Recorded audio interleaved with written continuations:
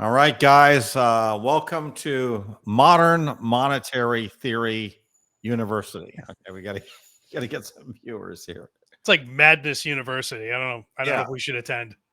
Okay. So this episode is with my fellow modern uh, monetary theorist, Mark Jeffrey, and we're going to be talking about the newest craze to hit the left wing, which is basically this new theory that's being pioneered by Stephanie Kelton.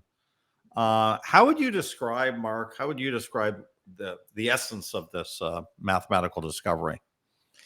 Yeah, I mean it's a perpetual motion machine. That's actually probably the quickest explanation. It basically says you can continue to print money forever and ever, and there will be no consequences. The debt doesn't matter. Um, and there is no end to this, and uh, there's no end game, and it's just it's the opposite of sound money. It's the opposite of gold, or Bitcoin. It's just madness. I mean, to me, I don't understand why anyone can take this seriously.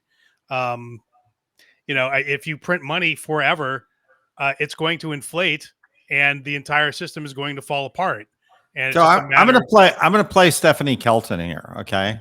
Yeah, go So ahead. she's like, Mark, what you don't understand is that when we have this deficit, there's a mirror image of this deficit, which is all the fiat that's accumulating in everybody's accounts. Now, surely that is good, right? It's making people richer. They have more of this fiat that's sitting in their accounts. So let's call it a surplus. And now we all feel good about ourselves. I mean, it's magical thinking. It's not there. There's nothing real here, and I don't. I mean, but there's so many things going on right now where the abandonment of reason is a virtue, and we see this playing out in multiple planes. Kind of, it's always been there to some degree in human civilization, but it feels like in the last 5 years it's gone exponential, and this is like another symptom of that same disease, right? Where science doesn't matter, reality doesn't matter. Um, everyone is just screaming at each other and not paying attention to consensual, factual reality. Okay. And So yeah, I'm gonna take another devil's advocate position. And so I paid $6 and I watched the Stephanie Kelton movie. Did you pay your $6? I didn't. Oh, Sorry. you didn't? Okay. Well, you're not a true believer No, in clearly. MMT. But anyways, the basically the movie starts, they said, listen, this if you go back to World War II, right? America kind of got it together, right? And how do we get it together? Because the government said we're going to pay people uh, to build the American war machine that won ultimately World War II. Yeah. And everybody got together. It ended up fantastically. We won the war, and we came out of the war, and we were the superpower that we still are, right? And so basically her theory is we should do that again. But instead of fighting the war, now we're going to kind of do climate change. We're going to fight climate change. We're all going to get together. We're going to fight climate change. Isn't that a good thing, Mark? I mean, are you not in favor of solving the climate crisis? Not sure I believe in the climate crisis. I got to be honest. I mean, I'm against pollution. I think it's, we shouldn't pollute. But also, China and India are polluting like crazy. So if we're serious about net zero and solving the climate crisis, it's kind of pointless for us to do anything unless China and India, who are the world's largest polluters by far, unless they join in, it's completely pointless. So that aside, let's just assume that we could fight it. Um, in this way, I think she weirdly does have a point. Anything that has value has, whether it's stocks, companies, gold, crypto, whatever, has value because human attention is upon it. And human attention says that it has value. That is the only real reason why anything Right. has value, right? So, but the human reason is constrained by the physical world, and so our belief tends towards things which are constrained by the physical world and supported by the physical world, which is why energy behind Bitcoin gives it power, right? Because we all, our human minds, our human attention goes, oh shit, this thing is actually bounded by something anchored in the real world. So therefore, I tend to believe more that it is a better currency, or something better to trade with, right? So she is right in a sense that human belief powers this. She is attempting to channel human belief in kind of an irrational direction. But if she succeeds and everyone believes it, right? If we all believe in fairies, then there are fairies, right? Right. She does have a point in that sense. So, I mean, I think the one thing I would say is in World War II, right? The average American didn't spend any money. And one of the reasons they didn't spend any money is there wasn't any alternatives, right? You couldn't like you could first of all you couldn't buy Bitcoin clearly, Yeah. but you really couldn't even buy like foreign stocks or anything. Like nobody invested outside of America in World War II. If you had any money, right? If you had any money, you put it in the bank, right? That's where you put it, right? And so really we were in a different world in World War II than we are now, right? Now, if Stephanie Kelton does what she's doing, you and I just increase our Bitcoin holdings, right? It's like we don't we're Right. not we're not we're not sort of beholden to this world of modern monetary theory. Like it's not like, great, you get dollars and we get to print as many as we want, you know. Yeah. I mean, Yeah. they So can print as many as we want, but we can sort of like start devaluing them pretty quickly relative to anything else of value, whether it's a house, whether it's a foreign stock, whether it's a bar of gold or whether it's a Bitcoin. yeah. Well, I think Chamath has made sort of an interesting, similar-ish point. Every time I bring this up and I'm like, well, the dollar's screwed, right? And so far the dollar has not been screwed, right? Like Right. it's, for some reason it's managed to still float. Even I thought that we'd probably see worse damage to it long before now, and we haven't.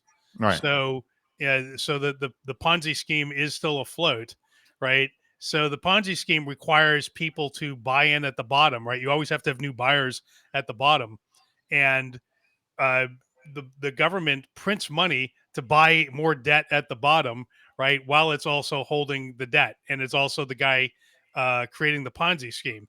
So the government is now the participant, the victim, and the perpetrator, right? Right. All at once and that's like the first time that's ever been true. And Because the non-governmental buyers of bonds have kind of like departed the scene. So the only buyer of last resort left is the Fed. That's the only. yeah, and so it's become the buyer, right? And that's like a new thing, right? So I think one of the reasons why the bottom hasn't fallen out of this is because the US dollar is the largest, longest, oldest, biggest Ponzi scheme in human history, and it just got so much weight and so much inertia that it's going to take an awful lot to tip it over, right? And I think, but I think it has to tip over at some point. I still believe that because I think math and gravity still actually do work at some point, when it kicks in, it'll kick in really hard out of nowhere, and the tumble will be very fast. It's true that we haven't seen it yet. Now, Chamath, as I was saying earlier, Chamath Papataya of the All In podcast, Right. he has repeatedly said that yes, the dollar is in bad shape, but everything else is in far worse shape. Therefore, uh, everybody on Earth will gravitate towards dollars. But to me, that sort of sounds like, well, yeah, it's true that we're drowning, but everyone else is drowning more. So therefore, we're okay. Right. And I'm like, well, but we're still drowning, right? Like, Yeah, it's sort of like your ship's sinking, the other ship's sinking. Do you want to go into the other ship, or do you maybe want a lifeboat? I prefer to get a lifeboat if the ship's sinking. That's yeah. it seems like just the fact that we're equally screwed as everybody else doesn't make it okay. Yeah, no, I agree. And I think in the past, there has been nothing to compete with the dollar. Now there, because it's only been nation states that have been able to compete on this playing field. And now we have things like Bitcoin, right? Right. There are other decentralized, non-country, non-nation actors that can present products into this same market to compete. And so, we're obviously fans of Bitcoin. We believe at some point Bitcoin will take off like a bat out of hell compared to all these other currencies and things. And it really hasn't yet, but I think it's just getting started. I mean, we'll see. And I So, think if the so what do dollar you? does collapse the way we Yeah, think it will, then yeah. yes. Well, I mean, everybody talks about the dollar collapsing versus other currencies, but that's not really what we're talking about here. What we're really talking about is inflation, and I would say specifically asset inflation, inflation versus hard goods, right? Because if the price of houses, for example, starts doubling, tripling from here, you know, even if the price of a Big Mac doesn't go up that much, you still made the absolute wrong decision by staying in fiat, right? Yeah. And so, I feel like this part of their, they're still watching these numbers, but, you know, to sort of justify we're actually in okay shape. But when I see these things like MMT starting gaining traction, especially in the Democratic Party, I am starting to get very worried that we could be kind of moving into overdrive in the next election. Like if Biden wins, I feel like we are going to have another round, potentially even bigger than the COVID sort of stimulus. And I'm not sure that we're even not going to have it under Trump as well. Yeah, I'm not sure Trump can do anything about it at this point because the train Right. is nothing stops this train as Lynn Alden is continually posting. Right. I Right. think she's right. Like it's got so much inertia that it just goes. So yeah, I think the only if you're going to try to solve this, the only real answer is to reboot the monetary system completely. Like in crypto terms, issue a new token. So you basically issue a new token, some form of new dollar, Right. and you say, okay, old dollar. It's like recapitalizing a company, right? Old dollar, you get squished up into 5% of new dollar, Yeah. which we will then issue, and all the human attention will then move towards new dollar, right? So will it have value? Yes, it will, because the human attention will shift towards it because the United States has said this is the new dollar. And nothing like this has ever happened before, so I don't know how Well, how well that In works. America, it hasn't. But like, I'll give you an example. When I grew up in France, when I was a very small kid, we had the old franc. Okay. Hmm. And then the old franc was converted into the new franc at a ratio of 100 to 1. Oh, so you've seen this actually happen? Okay, Yeah. yeah. So I've seen this actually happen. And we had these old francs. And when I was a kid, people kept on talking in terms of old francs. Like the old people, they always talked in terms of old francs, right? Yeah. And so they would always talk about a million old francs. That was called a brick. And so they go, yeah, I got a brick, you know, and a brick would be 10,000 new francs, which, but everybody's like, that's a brick, that's a brick, that's a brick. And so it wasn't a complete reset because it was just sort of like a reverse stock split. Hmm. It Yep. wasn't like, okay, we're going to wipe out that your old francs are useless. Now we got the new one and that one's useful. I don't know if they could do that right now. I think it would be, I think we're But going to, they have to do something, right? And I think because I mean, do you agree that the math is just like insane? It just cannot continue at the rate that it's going at, or inflation is going to become absolutely insane, right? number two. Yeah, so you think number two, you think like runaway Weimar Republic kind of inflation? You think that's I, going to I, happen? I think 20% inflation. Yeah, okay, so not like 500%, No, wheelbarrows of I cash. think, I think we get 20% inflation over a 10-year period. Okay. Yep. Okay. You do that 20% over a 10-year period. That's, let's just call it a 3x differential. Everything gets divided by 3 or 4, Mm, you know. that's Okay. bad, man. Yeah, because I just Right. So basically everything goes to a 4x. If you have cash, your cash is worth, a fourth of what it is in a decade, right? No, you don't have cash. Not very few people will have cash. They'll own houses or they'll own, you know, bonds, which will be yielding about 20%, right? So I definitely think we're going to go into a very high interest rate environment. Well, if Biden gets back in and he gets his tax proposal through, right, which, if the capital gains tax, then that'll cut off the exits to any other asset to preserve your wealth, right? Because effectively it'll be taxed to kingdom come. You'll get it's like 50% plus, depending on what state you're in, right. capital gains tax plus 25% or unrealized capital gains 25%, I guess yearly, right? So Well, that's another thing. If you go back to the 50s, okay, I believe the capital, I believe that all these kind of tax rates, the highest tax rate was about 70 or 80% in the 40s, right? So again, there was nobody talked about saving, nobody talked about investing in there because basically, if you did, the government was going to take 70% of whatever you made, right? So, wow, what? I didn't realize it was that high during like sort of the Yeah, 30s and it 40s. got really, really, really high. So we've been kind of, eh, and by the way, this whole financial industry really only started in the 60s and 70s, right? Like Yeah. there really wasn't, there was an S&P, but basically after the stock market crashed in the 20s, you know, we really didn't have a stock market until the 60s, right? And then we had sort of the go-go 60s and we had a lot of stuff. But we had this big block of 30 years, which was the Depression and all these kind of socialistic means that FDR did to kind of gain control basically of the productive tools.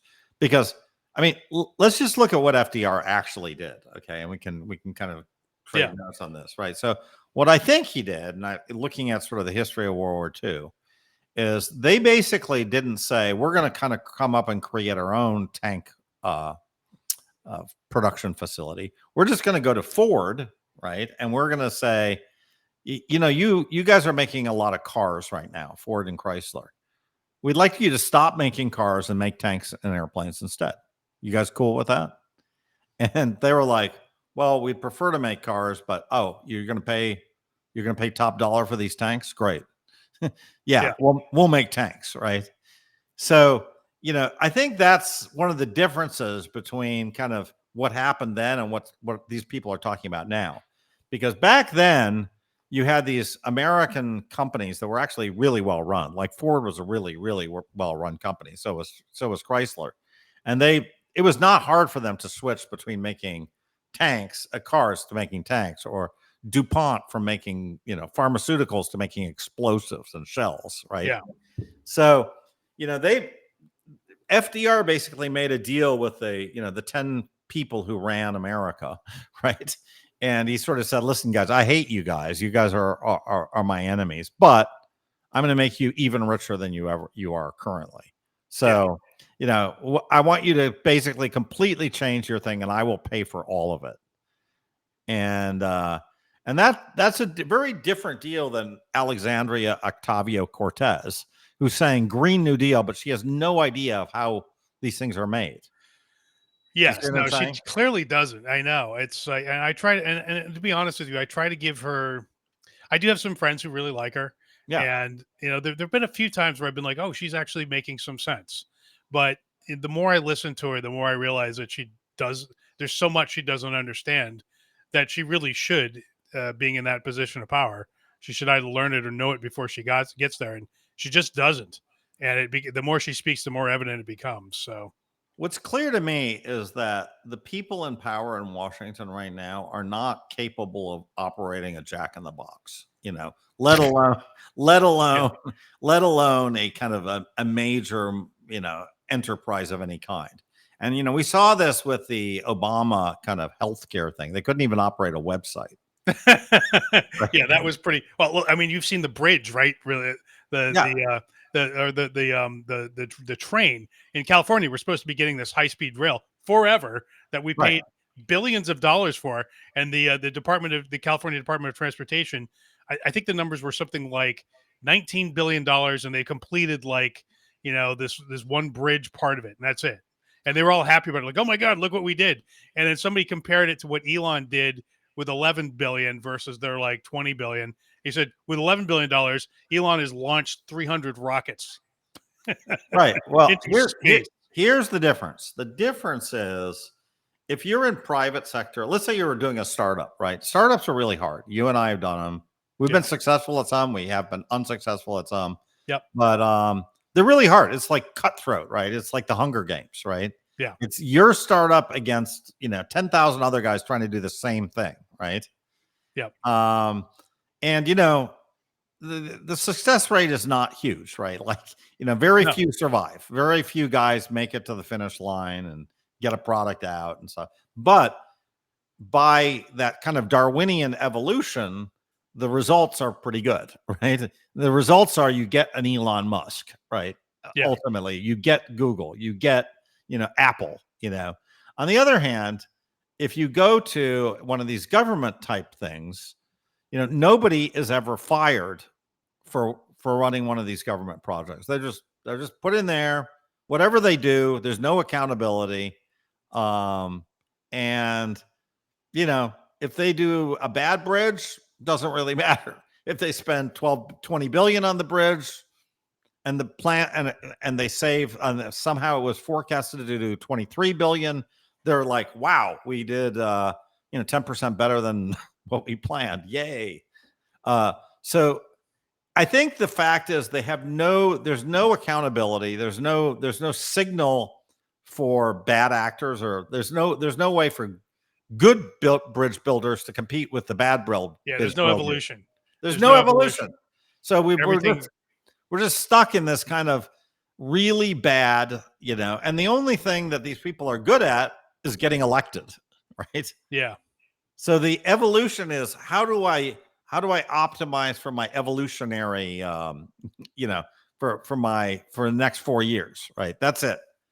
So they're really good at like promising things, talking out of the side of their mouths, handing out freebies, Green New Deal, blah blah blah, And I feel like that's the most dangerous part where we've got to now as a kind of a culture and with democracy has gotten into this. We've gotten amazingly good at pandering to the public, and Yeah, we have. I mean, look, the other thing this reminds me of. So I've been watching. So Gibbon's Rise and Fall, or oh yeah, Decline and Fall of the Roman Empire. yeah, So I subscribe to this channel called The Great Courses, where they have like professors, and this one professor is taking you through the books, okay, Gibbon's actual books, and okay, he'll talk a little bit like Gibbon was in this time, and he thought this because of these guys during his time, but we know today that it's actually this. And so it's really great. One of the things they talk about is, towards the end, the debasement of the currency, where, it used to be like, mostly valuable metals. And then emperors came along and started like, we could squeak a little bit out. No one's going to know if we, and by the end of, the coins were like, mostly tin or whatever. Right. And it's sort of like the Roman Empire version. We're not the first empire to think of debasing our currency. Like it's been done like 200 times before, and the end result is always the same. It's always right, bad, right? So I don't know why. The only reason why it hasn't happened to us yet is that ours is so big. It's taken so long because ours is so large. But that means the fall will be that much greater. I mean, that's what I believe. So I Well, it I also don't think means there's anything fundamentally different about us. yeah, I think it also means that if we do get to when we get to a Bitcoin standard, but once we get to really hard money, I think it could be amazingly powerful for a great driver of economic growth, because all of a sudden you won't have all this money that's going into these $20 billion bad bridges that do nothing. You will get that real signal. Just let the good ideas survive and let the bad ideas die. We need evolution. Why will that be different, Fred? Why will sound money stop? The high speed rail debacle. Why will that not happen in a sound money environment? Well, so first of all, if the government can tax enormously, if the government could actually tax sound money, right? Let's say we're on a complete Bitcoin standard, right? Yeah. So everything now is in Bitcoin, right? Well, I guess the government could run up a debt in Bitcoin, which I'm sure it would run up a debt bigger than 21 million Bitcoin, right? Yeah, right, exactly. right? Yep, It'd be like they could the do that. government debt is 200 million Bitcoin. Yeah, well, we have a little bit of a problem here because there's only 21 million. Yeah, well, we owe 200 million Bitcoin. Okay. Yeah, So there would be these paper Bitcoin that they would issue. But look, if we're really running in hard money and they have to pay people in hard money, people aren't going to be accepting, you know, paper Bitcoin for their stuff, right? They're going to want real Bitcoin, right? So the reality is that the government won't have $21 billion worth of real Bitcoin. They won't. They'll be starved, right? yeah, The only way that we're getting to this point is the government has unlimited capability to do whatever it wants. And so it has an unlimited number of bad ideas, like $20 billion bridges, and yeah, it has an unlimited number of bad management teams to execute those bad ideas, right? yep, So once you starve, it's sort of like necessity is the mother of all invention, right? If you starve the government enough, they're going to be forced to do nothing, which is good, right? We don't need them yeah, to build the bridges. We need private enterprise to build the bridges, right? I yeah. mean, there's a few things the government needs to do, and they can raise taxes to pay for those things. So I think maybe to kind of circle back to where you were saying, what is the kind of reset? How would hyper Bitcoinization work? Well, the way I see it working is the dollar starts losing a lot of its value. You know, let's just say it loses 75% of its value over the next decade, or Mhm. 80% of its value over the next decade, right? And then pretty soon everybody just starts saying, listen, I need, you got to pay me in Bitcoin. You know, I don't want your dollars. I don't want a long-term contract in dollars. I want you to long-term contract in Bitcoin. Um, you know, you want to buy my oil? Great. My oil is available at, 20 barrels for a Bitcoin. You know what I mean? That's my Yeah, price. You know what I mean? And you want to buy it 3 years out? Yeah, great. We'll do a 3 year contract in Bitcoin.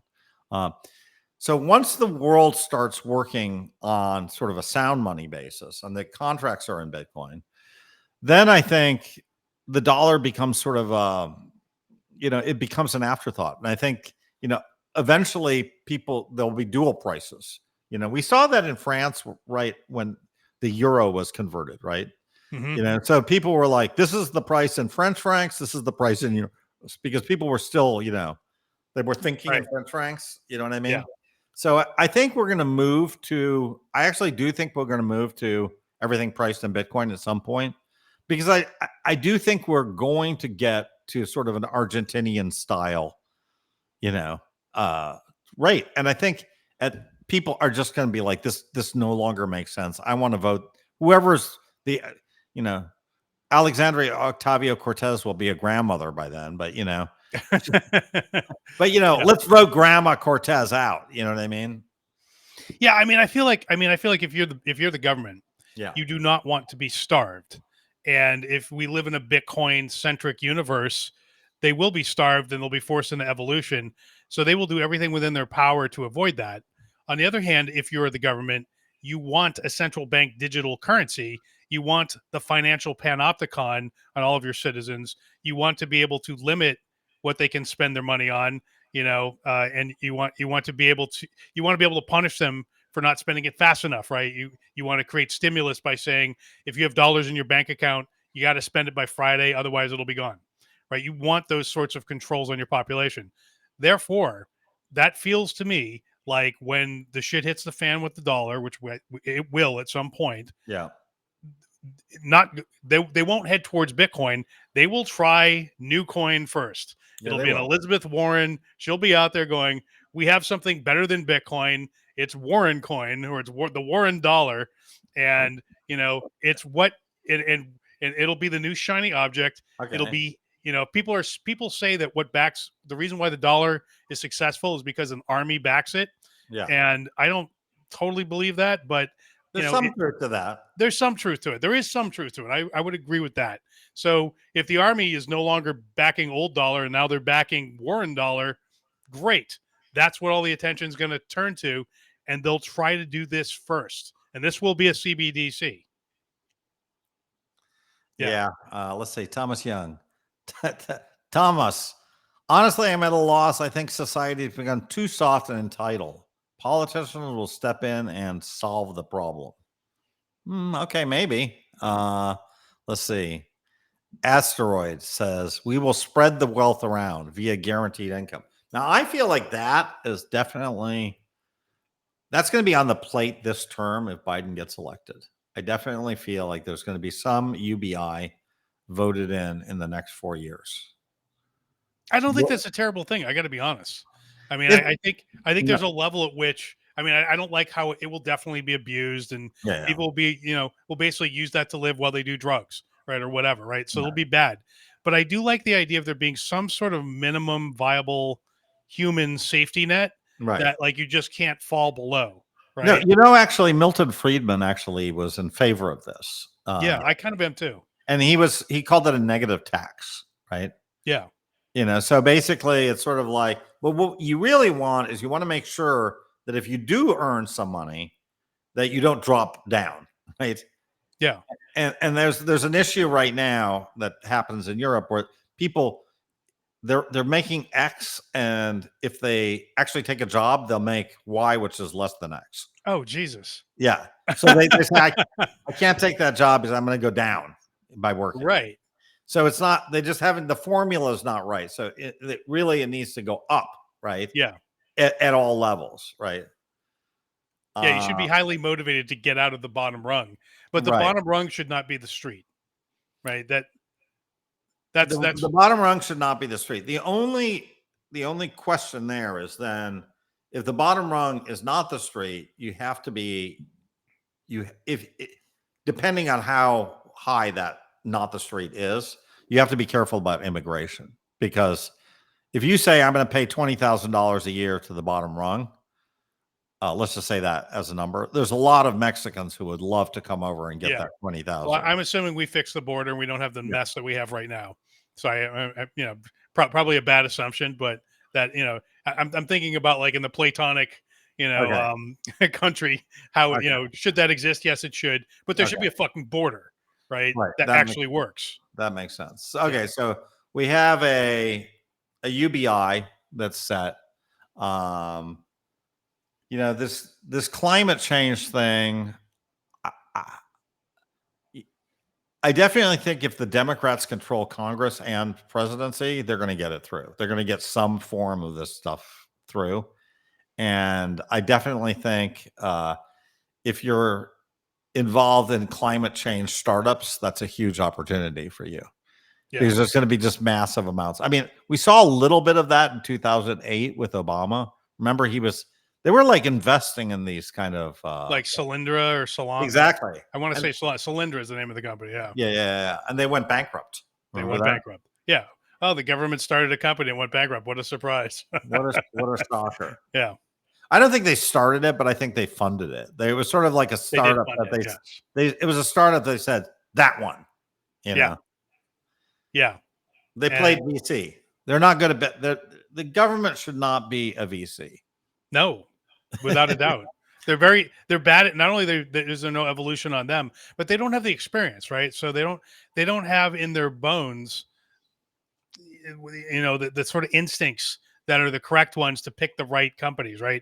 As we've gotten older, Fred, you and I, we've gotten better at figuring out which ones are going to win, right? We're not always, doesn't mean we're always right. Doesn't mean we're perfect, but our percentages are definitely high. I mean, mine is definitely a lot higher than like in my 20s or my 30s, right? So, yeah.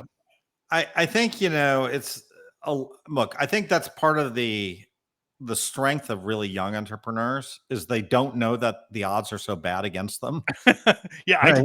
If I'd had any clue what I was biting off, I might not have. You would not have done it. Right. Yeah.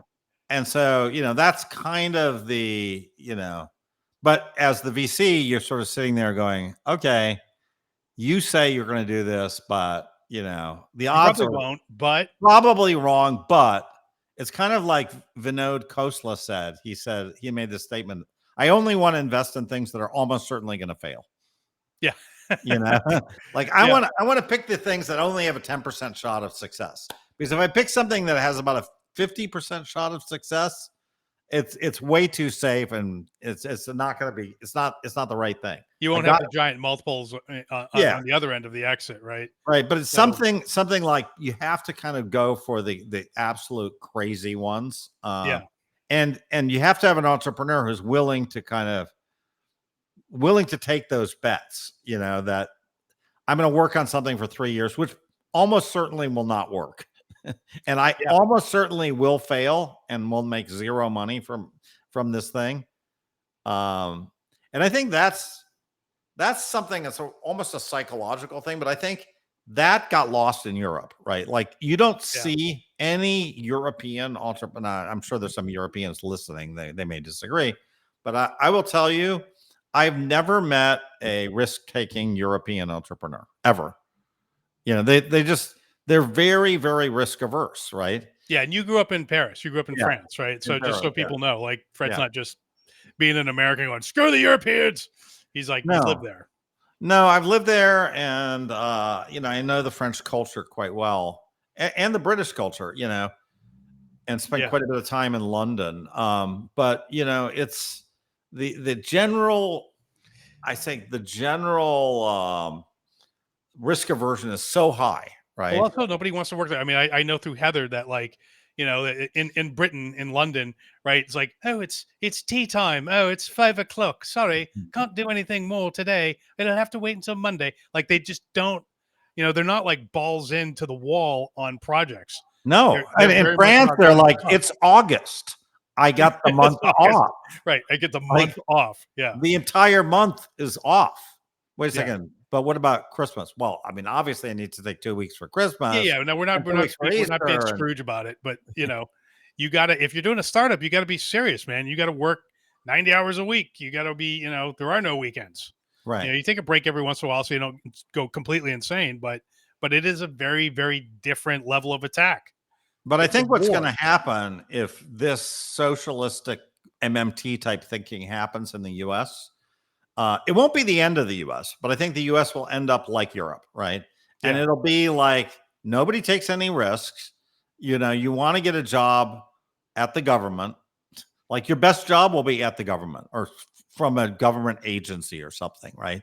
Right. Like the best in Europe, they don't say, wow, you did a startup. Wow, great. You know, they don't think like that. They're like, what do you do? Well, I'm with this agency. Yeah, we're a government agency. Very, very good job security. We have a corporate apartment. Yeah, it's really great. You know, that's the typical European success story, Yeah, right? actually, I got a funny story here. So I was at Oxford, like this was years ago, when Walter Isaacson came out with his book about Steve Jobs. Yeah, So I'm sitting there in this line to listen to Isaacson speak at Oxford, yeah. and there's like Lord somebody behind me. He's definitely he's definitely British royalty of some sort. I've been listening. I'm hearing the conversation, and he turns to his friend. He goes about Jobs. He goes, "Well, they say he was a druggie.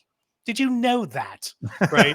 And the whole conversation was negative about like what an asshole Jobs was, and yet they're going to a book by Isaacson about Jobs, but they just get sneering about it, right? Like they don't. There's something about the success that they don't like. No, Yeah, it's weird, and yet there they were in line, but it was very like you wouldn't have caught that vibe from an American audience, no. right? There's people who don't like Jobs, but it wouldn't have been that kind of bitchy, sneery kind of thing. I remember it's a funny thing. This is a funny anecdote. You'll find this funny. So when it's at Solomon Brothers, right, you had this sales and trading course, right? Yeah, And it was the best and most rough boot camp on the street, right? And Solomon basically to put everybody, all its salesmen, all its traders through this program, right? And it was like a month crash course, right? And it really was like, you know, like that movie, The 300, you know, it was sort of like you get this Leonidas guy, you know, kind of like, ugh. And then yeah, everybody was there in the classroom, and basically they would just sort of like, just kind of rile you up and everything. And I remember this one guy, and it was this old Wall Street trader, and this guy was just this grizzled floor trader. And he was like, yeah, a bunch of pussies here, blah, blah, blah. And he's like, let me look at this list. And he's looking at this list and he's like, Angus Broadbent. He goes, what the fuck name is that? Angus Broadbent. And he goes, British. And then the guy goes, yes, sir. Yes, sir. He goes, work experience, Sotheby's. And he goes, oh, horrible. He goes, Angus Broadbent, leave this room now. And everybody was like, yeah, go Angus. I mean, that was the thing. Now, Angus was shamed, he couldn't come into this room. He was like British shamed. Yeah, it's just sort of like Americans are like these. How do we let one of these artsy Sotheby guys into this program? But there is something about this sort of cowboy American frontiersman, go-getter-ism, right? That's part of our DNA. Yeah. And I'm worried that if you have too much MMT and too much Stephanie Kelton and too much Joe Biden, it could kill it. And, But if you're those people, do you really want it to succeed? Like, success means you have to deal with people like Elon Musk, right? Who basically, when you try to institute laws, you basically want to control conversations on social media. Along comes some rogue cowboy billionaire with too much power, Elon Musk, who buys Twitter and keeps free speech running. Like, that's, if you're Joe Biden and you're AOC, you do not like that. No. You in fact, you want to cut off the oxygen of up and coming Elon Musks who might do the same thing. Like, you don't like American exceptionalism. You don't like success. You don't like startup success. No. That universe is bad for you. Right. Well, there's all kinds of anti-billionaire stuff now with the Biden, program. So this, unrealized capital gains thing, they're saying it's only for billionaires. Okay, there's only 3,000 of them, or maybe 2,000 of them in the U.S. So it's not going to be for you. You don't have to worry. Let's tax them. That's how the income tax started. They said the same thing. It's like, it's only for the rich. Right. And everybody went, oh, okay, no big deal. And then the line kept creeping down year after year after year until it was suddenly everybody. Right. But that was how it was sold to the public at first. But I got to tell you though, to wrap it up, I mean, I just feel like I see this stuff and I think there's no chance that spending is going to be contained at all in the next 4 years. It just feels like that we had that sort of burst of spending in 2020, right? Yeah. That really got like Michael Saylor, like gave him religion, right? On Bitcoin. And then from 2022 to 24, you kind of had this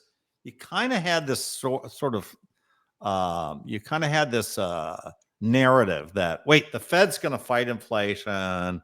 We're very serious. We're going to make things, we're serious now. I'm sorry. We got a little bit carried away, but we're really serious. We're going to do quantitative tightening. We're going to fight inflation. I feel like that's so close to the end of that right now. And once that thing goes, I feel like the switch is going to be flipped. And we are going to be back to just no debate anymore. Just print. That's really going to be bad, man. That's not going to be good. It's going to be good for Bitcoin, but I think it's going to be extremely bad I think it'll be okay for stocks and real estate. Like, everybody's going to cheer it when they do it. Like, Fed will cut. And I feel like the Fed will probably cut in the next 3 months. And that's kind of my gut feel. Right? Yeah, it kind of has to. I agree with that. Like, they'll let it inflate. I agree with you. That is where we're going to cut. And the minute they cut, that signal will be, okay, that's it. We're done. Pandora's box has been reopened. Yeah, inflation will go crazy, but also I think they'll lie about it. They'll be like, oh, there is no inflation. It's far less, and it's being exaggerated. I can't believe Republicans are lying about inflation. Blah, blah, blah, blah. Right. It'll be like that, right? Right. We've got this new measure that actually is only down 2%. Yeah. This advanced metric that, are far better than what you've seen before. This is not real. Yeah, No, exactly. it's gasoline at $12. That's not real, right? It'll be. I mean, when gasoline hit $7 here in California, there were people in Michigan and New Hampshire that I knew that just didn't believe me. They just thought I was lying. Like they're like, that's not true. That's a Trump lie. And so I went and took a picture. I was like, no, dude, look here. I'm at the gas station. Here's the picture, right? They're like, you got that online somewhere. Like it was crazy. Yeah. So Well, anyways, Mark, it was a fun discussion, and thanks a lot. I'll post it on my YouTube. I wanted to post something initially about Stephanie Kelton, like a little clip but YouTube wouldn't let me do it. They were like, the AI had determined that this was copyright material, and they wouldn't let me do it. yeah, it's pretty good So, at detecting that stuff these days. yeah, so I'm going to post this anyways. We can all just kind of laugh at this money printing and this MMT stuff, but not going away. Always a pleasure, Fred. All right. See you later. Bye.